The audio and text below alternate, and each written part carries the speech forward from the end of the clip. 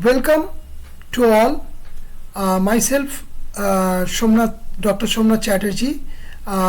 Today I will discuss about the kinetic theory of gases and its relevant properties.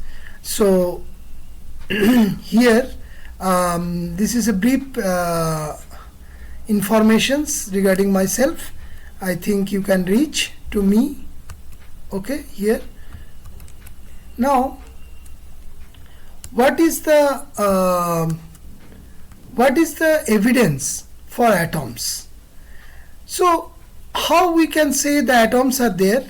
If we'll see the crystals are basically the regular or repetitive orientations of the atoms, and there will be for the solids we know that like metal, like iron, or this any kinds of metal, there the repetitive orientations we can see, and that's why we are saying it is a crystalline structure. Next, the different liquids are mixing in a microscopic level, that is the atomic level, right? So we know these things, and again we know the change in volume, right? Like water and ice. If we consider these two things, ice is a solid phase of water. So and we know that ice is basically floating on water. Why? Because it is basically lighter than water. So when the solid is changing in liquid, maybe the its weight is changing. I mean, the weight means mass is not never changing, the volume will change. That's why it feels lighter. Similarly, the liquid to gas, there is also the change in volume can happen. Also, we know the air which is surrounded by us. I mean, in our surrounding we have to get the different kinds of air molecules, the gas molecules, and it occupies the space and has also the mass, right? And it is a mixture of gases. Now the diffusion. What is the meaning of diffusion? Diffusion means when there will be from high density medium, high density liquids, solids, or any kinds, I mean the gases, from there when the things are coming to the lower density, then it is called the diffusion. Like what is the diffusion phenomena? If you just burning one incense stick in one corner of your home, and then you can get the fragrance to the other corner of the home. So actually what is happening there, that from high density to low density the materials are transferring. So how is it possible? That means it is due to the atomic level, because we cannot see this, we are not doing this, it is just coming from bulk level. We cannot see it, we cannot visualize it, but we can visualize if we will put the light on the smoke, then we can see that there will be a transport of the gaseous molecules from one end to the another end. So that is a diffusion. Like similarly, we know that solid has the alloys, like brass is an example of alloys. Then the solid into liquid, there is this water. Inside the water we can put the sugar, and actually the water molecule, there is a gap, intermolecular distance is there, and in between this the atomic or the molecules of the sugar will just occupy the space.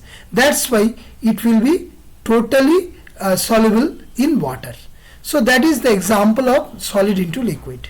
Similarly, gas into gas, the best example is our air, right? There is the different types of gases are present, and the atoms, they are moving randomly. So this random motion is basically compared with the like a Brownian motion, because we know in biology that the Brownian, Robert E. Brown is basically giving these examples, right? Now here the many states of matter, I think you people are aware about this, but this slide is basically giving you the best way of explanation, that suppose from the gas, when we are getting from solid to gas in the direct state, we know that solid to liquid, liquid to gas, then only it will happen. But here it is just showing that when we are getting solid, from the solid we can get to the gaseous state, and that is possible in the sublimation process, like the ammonium chloride. Ammonium chloride will be directly sublimate, and then we can get from solid to gas and then again to the solid. This is called the sublimation process, and the reverse part is called the deposition. Similarly, there is the melting. You know that when the heat, we can give the heat on the solid material, then it can be in the liquid state, like water, ice and water, right? And the opposite part is basically the freezing. That means if we withdraw the temperature, then it will go to the solid state. Similarly, there is the liquid to gaseous, that is the vaporization and the condensations happen. We know that the fourth state of matter is the plasma state. So in the plasma state, what is in the plasma state? It is in ionization state. So ionization state means it is electron will be isolated from there. That means from atomic state. The gaseous is the atomic state. When we are going to the subatomic state, that means the atoms, we know that atoms are divisible. According to the after the Dalton's atomic theory, we know that the atoms cannot be divisible. But after that, it was proved by the Galus's gas volumetry that it can be divisible, and that's why we know that we can get the electrons. If we isolate the electrons from the atoms, then we can get the nucleus. Only the neutrons and protons are present in the nucleus. So then it is called the ionized state. So that is the plasma state. In the sun, the gas are in the plasma state, right? And this side is basically increasing the energy. If we will increase the energy, that is the enthalpy, that means if the energy of the system will increase, then we can get these different states of matter, that is solid, liquid, gas and plasma, right? Now here this is the gases of the bulk properties. I think you people are already aware or familiar with this. And pressure is the basically the ratio between the force per unit area, or we can say the force per unit area is called the pressure. So what is the characteristics of an ideal gas? So what is ideal gas? Which we can see all our surrounded. This is not an ideal gas, this is a real gases. So there is a difference. But when we consider the kinetic theory of gases, at that time we first consider with the ideal gas, and then we can just compare with the real gases, right? So that's why we are considering here that huge number of point molecules, and they are in the motion. That is our the characteristics of an ideal gases, and the colliding elastically with each other and the container of the walls. That's why the pressure is exerted from there, and no forces between the molecules and the except in collisions, right? And time in collisions is very small compared to the time between the collisions, right? So the distance traveled between the two consecutive collisions is called the mean free path. You are already aware about this, and this is represented as lambda, right? The mean free path is the distance traversed by an atom between two successive collisions. That is called the mean free path, right? Average speed of molecules depends on the gas temperature. This is very important, and that's why we know the kinetic that is the kinetic energy, or we can say the speed of the molecules. I am not saying about the velocity. I am not using the term velocity, because the difference between velocity is a vector quantity and the speed is the scalar quantity. And here we have no idea that the gas molecules, the molecules when it will present in the gas system, gas container, in which directions it will move. So that's why we are considering it is just like a like a speed, not like the velocity. Please remind this part. Okay, now the gas pressure. The gas pressure is a result of billions of rapidly moving particles in a gas simultaneously colliding with object, right? And it will are present if there will be no collisions occur, then no particles are present. Now which is this system is called? That is called a vacuum. So vacuum means in a container there is no air molecules are present. Whether we can do like this? Yes, the answer is yes. Like how we can do it? If we can put an external agency and pull all the gas molecules from the container, then the container will vacant. That means there is no gas molecules, or it is totally free from the gas particles or air particles or the molecules or atoms. So then only we can say it is vacuum. So we have to use some external systems such that we can pull the gases, right? Or the molecules. So the atmospheric pressure. Here I am given one very good experiment you can do also yourselves. That is, we are just taken here the capillary tube. That means it is just like, you know, the test tube, and in there we are just doing this experiment at sea level and top of Mount Everest. So Mount Everest means it is in the higher altitude. We cannot go to the to do this experiment on the Mount Everest, but I just want to mention here in the higher altitude. If we can go to the Himalaya in higher altitude, then in the mountain, then we can see this type of difference. Not exactly like this, maybe like the similar to like this. So what is happening here? What is we are showing here? See, this is just like a test tube, and here the container is basically with the mercury. You know, the mercury is basically is a metal which has the it has the liquid metal, and we generally use in the thermometer also to check the temperature of the system. So here what is happening, because mercury has the very this high expansion coefficient, that's why we are using in the thermometer. Now here what is happening, that at sea level means at the atmospheric pressure, we can see that it is 760 millimeter of a 760 millimeter of the the height of the mercury we can see. But when we put it in the in the higher altitude, then it will be drastically, the column will be drastically less. So from there we can calculate easily P, the pressure, where the atmospheric pressure in the two level, one is in the sea level, another is the mountain. So in the higher altitude level, so sea level is basically the low level, or we are saying it is a standard level. And when we are coming to this higher altitude level, then what is happening, actually it will going to the height will be less. So we know the pressure is basically H rho g, where H is the height of the column and rho is the density of this particular medium. So here we are using the mercury. So the mercury density is 13.6 centimeter, so gram per centimeter cube, and g is the acceleration due to gravity, that is 9.980 centimeter per second square. So if we will do it, then we can find out the pressure. So the atmospheric pressure is basically we are using or expressing in the term of pascals, right? So that we can easily find out in different positions, and this experiment was done by the Torricelli, right? So this is, after that I have the question in my mind that I just put it here, that when the weather forecasters, so the weather forecasters means that nowadays it is very precise. We know that when they are saying that there will be the rainfall or the storm will come, that is generally happened. So how they will predict it? So if there will be a low pressure, suddenly there will be the low pressure. So what will happen? That low pressure means the atmospheric pressure, it is less than the atmospheric pressure. Then the surrounding air will try to occupy this part, and that's why there will be a very sudden air flow towards the low pressure region from the high pressure, the atmospheric or normal pressure region, right?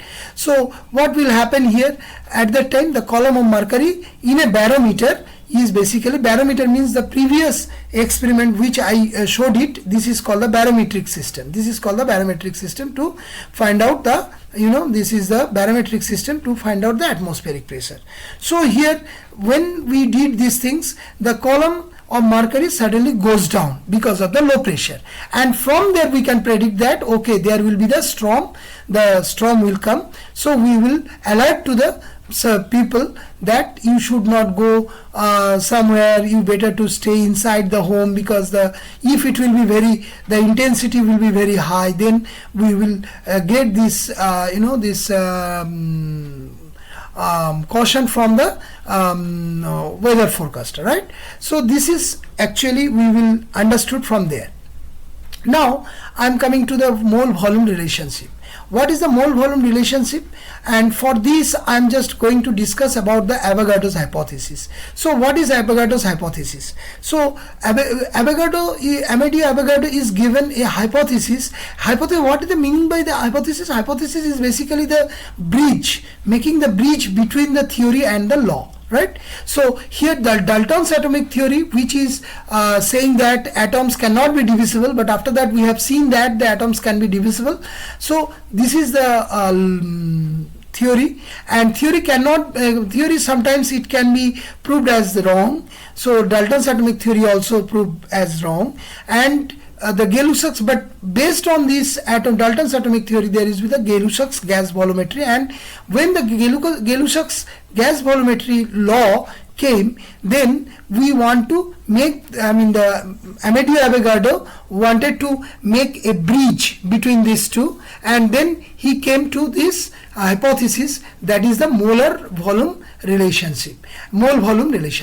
And here it is saying that equal volumes of gases at the same temperature and pressure contain equal numbers of particles. So what is equal number of particles? That is 6.023 into 10 to the power 23, that can occupies 22.4 liter for all gases. Okay, so it is a fixed quantity, and it is happening in the standard temperature and pressure. What is standard temperature and pressure? That is 0 degree centigrade or 273 Kelvin, right? And what is the pressure? Pressure is I already told you, 760. The atmospheric pressure is the 760 millimeter of Hg. If you do the calculation, then you can get it 101 kilopascal or torr. That is 1 atmosphere pressure. Okay, so and what is the value then at STP or standard temperature and pressure? The value is 1 mole, and this 1 mole means how many molecules? That is 6.023 into 10 to the power 23. It is irrespective of the gas or irrespective of the atoms or the molecules. So it occupies, what will be the volume? That is 22.4 liter, right? The quantity 22.4 liter is called the molar volume.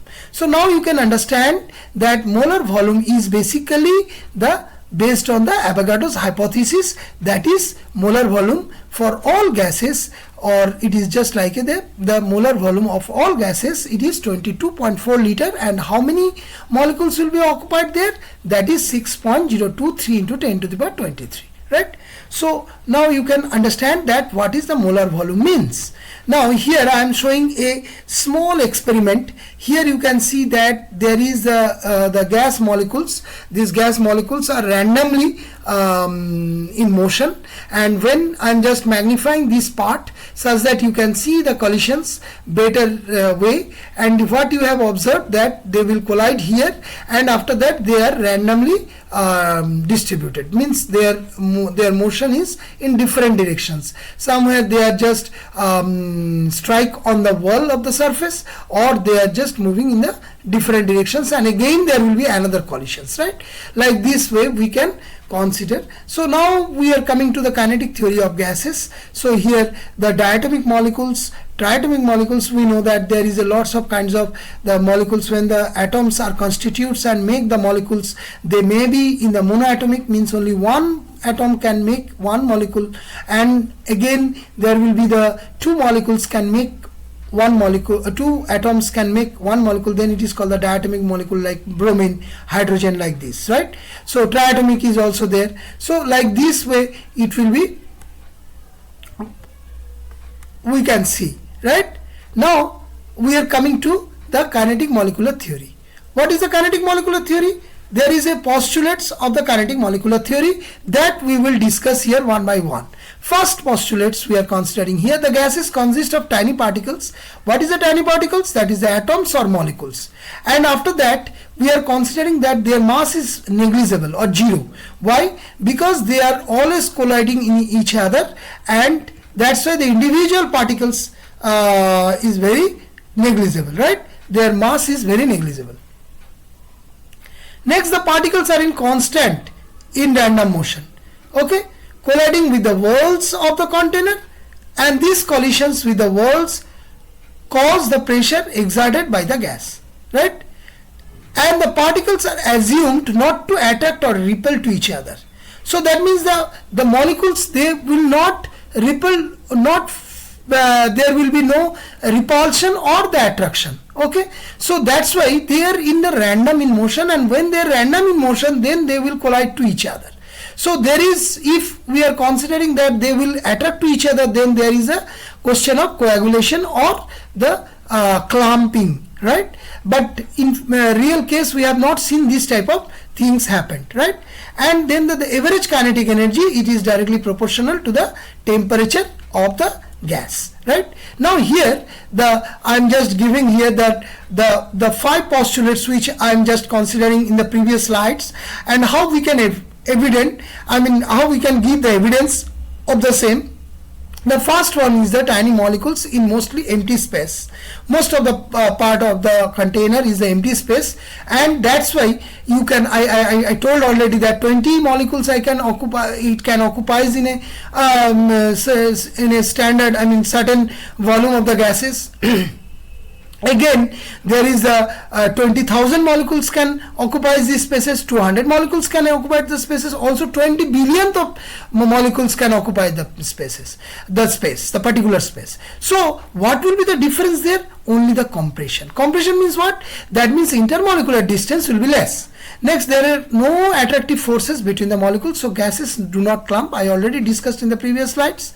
Then the molecules move in constant, rapid, random, straight line motion, and that's why how we can evidence it, that is the gases mix rapidly, right? So next is the molecules collide classically with the container walls and one another, right? So that means there is a tremendous collisions occur always with the atoms of the molecules. So the gases exert pressure that does not diminish over time.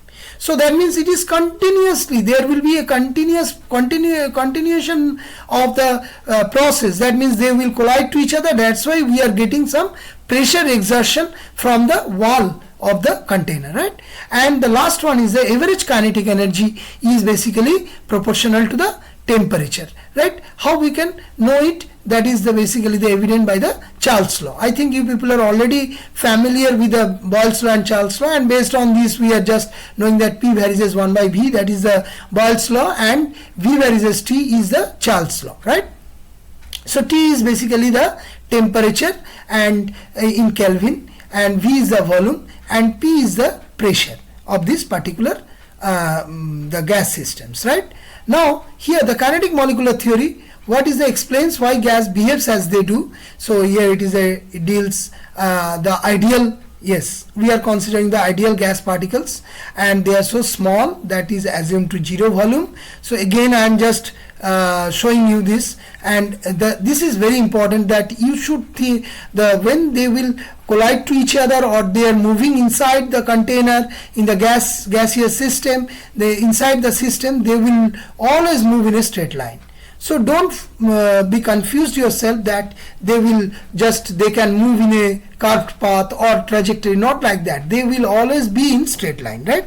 So after collisions and before collisions, and they are experiencing the elastic collisions in which there will be no energy lost. So conservation of energy is basically maintained, okay? Now have no attractive or repulsive forces toward each other, that is also important, and the kinetic energy that is proportional to the temperature.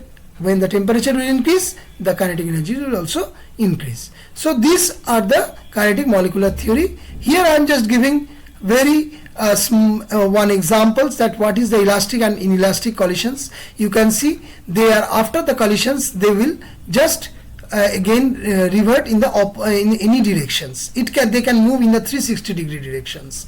There is no limitations, and we don't know about that. We cannot say that okay, they will move in this particular directions, right? But in inelastic collisions, there is a conservation of energy is not maintained. That's why they make clump. But for this kinetic theory of gases, we are considering here the collisions which is occurring. It is always in elastic collisions in nature, right? So the elastic collisions, again there is another examples that this white particle is basically collide with these particles, and then the white power particles which was in motion, it is just now static, and the which was in static, that is starting to move with the same velocity. Then it is called the elastic collisions. And the next one, the inelastic collisions, suppose these white particles are colliding to each other, and after that they will move in the opposite directions, and then there the conservation of momentum will be there, but the conservation of energy is not valid. Okay, so that is the difference, or we know the examples of elastic and inelastic collisions. I think it will be clear for you. Now the question, what is the result of increasing the temperature of a gas system? So here you can see that this is the questions for you. I just put here, and there is the options. The 4 options are given. Number 1 is a decrease in the average kinetic energy of the sample, then no effect on the sample. Next, an increase in the average kinetic energy of the sample, and the particles slow down. So here, which one will be correct? So when the temperature will increase in the gas samples, the gas system samples, then what will happen? The option C is the correct one, that is an increase in the average kinetic energy of the sample. So we are concluding here for this, the first one, and after that maybe we can do the next one, and I will just brush up this one, and then we can start for the next one. Thank you all.